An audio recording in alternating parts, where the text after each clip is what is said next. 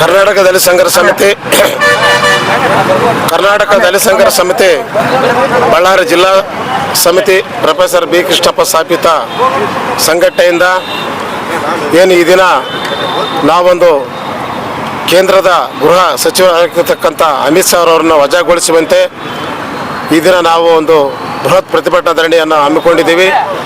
ಒಂದು ವೇಳೆ ಏನು ಕಳೆದ 17ನೇ ತಾರೀಕು ಲೋಕಸಭಾ ಸಂಸತ್ ಕಲಾಪದಲ್ಲಿ ಕೇಂದ್ರದ ಗೃಹ ಮಂತ್ರಿ ಆಗಿರ್ತಕ್ಕಂಥ ಅಮಿತ್ ಶಾ ಅವರು ಬಾಬಾ ಸಾಹೇಬ್ ಅಂಬೇಡ್ಕರ್ ಬಗ್ಗೆ ಅತ್ಯಂತ ಹಗುರವಾಗಿ ಅವಹೇಳನಕಾರಿಯಾಗಿ ಮಾತನಾಡಿರ್ತಕ್ಕಂಥದ್ದನ್ನು ಕರ್ನಾಟಕ ದಲಿತ ಸಂಘರ್ಷ ಸಮಿತಿ ಜಿಲ್ಲಾ ಸಮಿತಿ ಅದನ್ನು ಉಗ್ರವಾಗಿ ಖಂಡಿಸುತ್ತದೆ.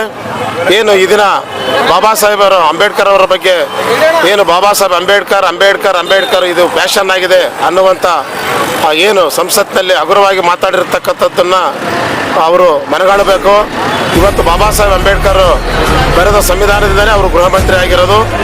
ಅದೇ ರೀತಿಯಾಗಿ ಬಾಬಾ ಸಾಹೇಬ್ ಅಂಬೇಡ್ಕರ್ ಅವರು ಸಂವಿಧಾನ ಬರೆಯದೇ ಹೋಗಿದ್ರೆ, ಅವರು ಬಾಬಾ ಸಾಹೇಬ್ ಅಂಬೇಡ್ಕರ್ ಅವರು ಹುಟ್ಟದೇ ಹೋಗಿದ್ರೆ ಕೇಂದ್ರದ ಗೃಹ ಮಂತ್ರಿ ಆಗಿರ್ತಕ್ಕಂಥ ಅಮಿತ್ ಶಾ ಅವರು ಎಲ್ಲೋ ಒಂದು ಕಡೆ ಬಿಟ್ಟಿ ಚಾಕರಿಯನ್ನು ಮಾಡಿಕೊಂಡಿರ್ಬೇಕಾಗಂಥ ಪರಿಸ್ಥಿತಿ ಅವರಿಗಿತ್ತು.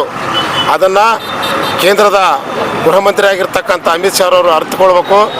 ಈ ಕೂಡಲೇ ಅವರು ರಾಜೀನಾಮೆ ಕೊಡ್ಬೇಕಂತ ಹೇಳಿಬಿಟ್ಟು ನಾವು ಕರ್ನಾಟಕ ದಲಿತ ಸಂಘರ್ಷ ಸಮಿತಿ ಒತ್ತಾಯ ಮಾಡ್ತಾ ಇದ್ದೀವಿ.